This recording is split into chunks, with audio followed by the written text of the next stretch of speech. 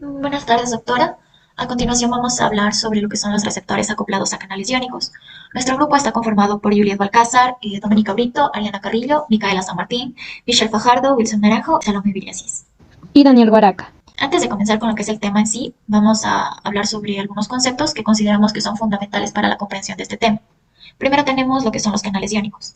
Decimos que los canales iónicos en sí van a ser estructuras conformadas por subunidades proteicas que atraviesan lo que es la membrana plasmática a manera de poros, que permiten lo que es en sí el flujo selectivo y rápido de determinados iones a favor de un gradiente químico y eléctrico.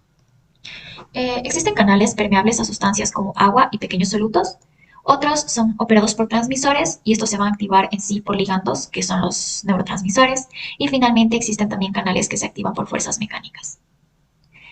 En general, podemos decir que los canales se encuentran cerrados y que se abren en respuesta a las señales específicas.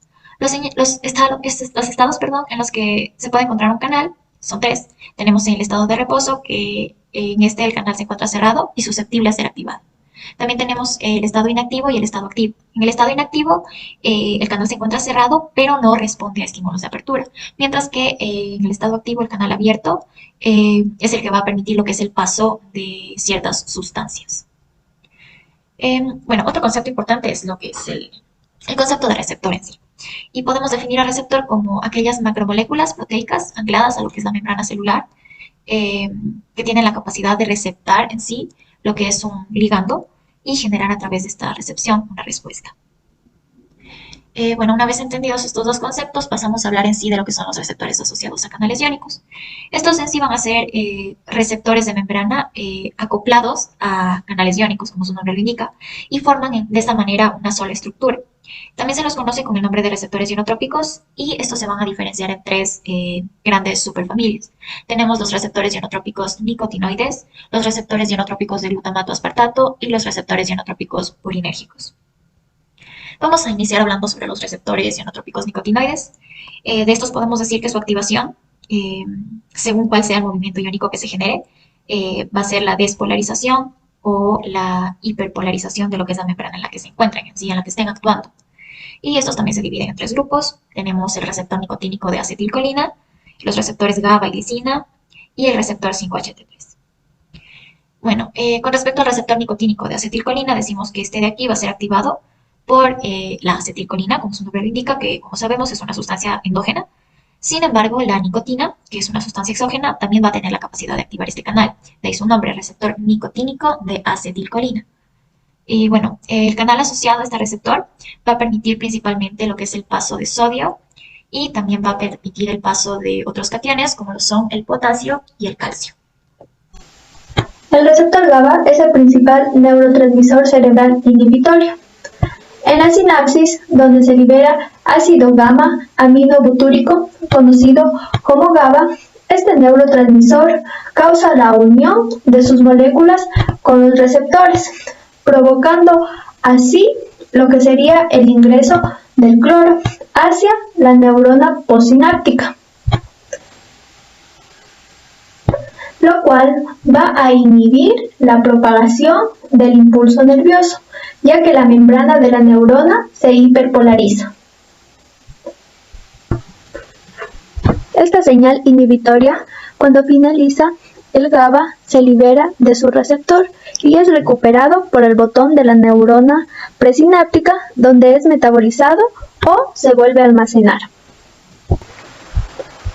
En vesículas, los agonistas del GABA, como las benzodiazepina y el alcohol, también se pueden unir a los receptores del neurotransmisor, provocando así la entrada de cloro con iguales efectos postsinápticos, en donde ambos tipos de moléculas van a coincidir con lo que sería la entidad sináptica para unirse a lo que serían los receptores del GABA.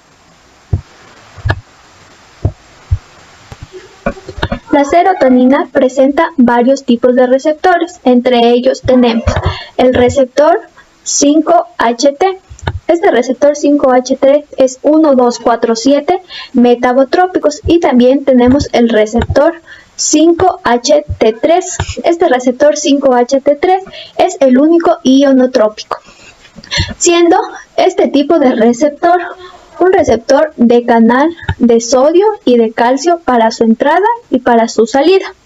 Estos parámetros de subunidades alfa, de subunidades beta, se van a encontrar ensamblando para formar un canal iónico central. Cada subunidad está formada por 4 dominios de membrana. Estos 4 dominios de membrana son el M1, son el M2, son el M3 y son el M4. El dominio de unión al ligando está en las subunidades alfa. Los receptores, en cambio, que están formados por subunidades alfa, son igualmente permeables a los canales de calcio y a los canales de sodio. Y los heterométricos, que son alfa, y el heterométrico, que sería beta, tienen menor permeabilidad para el calcio. El receptor ionotrópico de glutamato es la segunda familia de receptores ionotrópicos constituido de 3 tipos. El primer receptor, que sería el receptor de glutamato selectivo a cationes, los aminoácidos de L-glutamato y de L-aspartato, y los neurotransmisores en el sistema nervioso central. Estos receptores funcionan de la siguiente forma. Los receptores ionotrópicos se van a abrir al unir el neurotransmisor, permitiendo el paso de potasio, en donde éste va a salir. Y asimismo va a permitir la entrada de calcio y también va a entrar sodio. Este flujo de iones permite la despolarización de la membrana plasmática, con una generación de corriente eléctrica que se va a propagar hacia el interior de la célula. Y los receptores metabotrópicos, que no son canales iónicos, aunque pueden actuar indirectamente sobre lo que serían los canales iónicos. Bueno, ahora vamos a hablar sobre los receptores ionotrópicos purinérgicos. Como ya sabemos, este es un tipo de receptor de membrana que es controlado por ligandos o transmisores. Además, este se encuentra acoplado a un canal, formando así una sola estructura.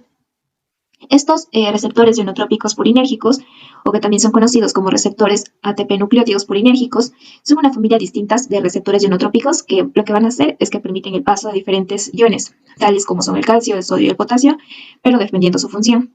Entonces, nosotros podemos ver 3 receptores específicos para cada ion, que ya mencionamos anteriormente, que están específicos de un color. Y a medida que se una el neurotransmisor a los receptores, se va a producir la apertura de cada uno de los canales. Y esto va a permitir el paso de los iones de sodio, calcio y potasio hacia el medio intracelular. De tal manera podemos decir que los iones fluyen a través de la membrana.